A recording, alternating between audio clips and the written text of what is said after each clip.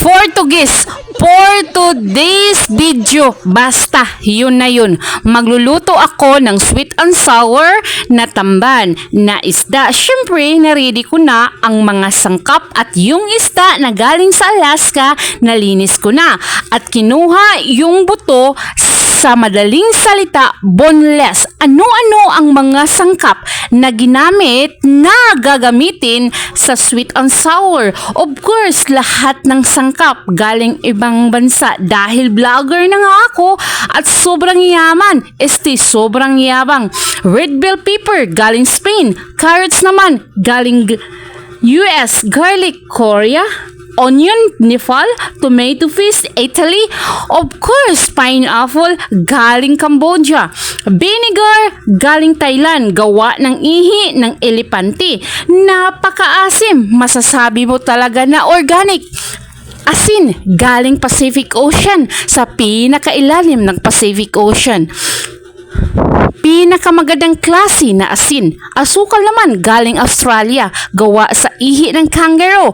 Pinakamatamis sa buong mundo. Higit sa lahat, organic, walang halong kimikal. Hindi katulad ng iyong kapitbahay na may halong kimikal. Yung tubig naman galing Mount Everest. Pinakatuktok ng Mount Everest. Dahil nga, vlogger na ako, sobrang yaman. Sobrang yabang! Para naman mabawasan ang aking salapi na nakaimbak kasi may paparating na naman akong salapi. At ang huling sangkap, ginger, galing Mexico. Kaso nga lang, hindi nakarating ng maaga ang aking inutusan sa Mexico at hindi ko na hinintay yung ginger. Niluto ko na kahit walang ginger. Kahit ganun pa man, masasabi pa rin ang aking sweet and sour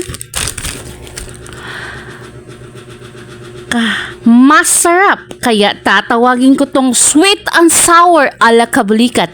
At kung nagustuhan niyo, subukan ninyo ding magluto ng sweet and sour.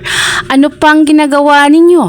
Mamalingki na kayo. Pero wag muna at tapusin ninyo munang panoorin ang aking video. Mag-iwan kayo ng reaction, comment, tukma sa video, at pakishare naman. At kung nagustuhan ninyo at meron pa akong pahabol, wag muna kayong umalis. May konting tips ako, mga kabulikat. Una, bis caption. Kailangan ang caption pa lang, mahook mo na ang viewers.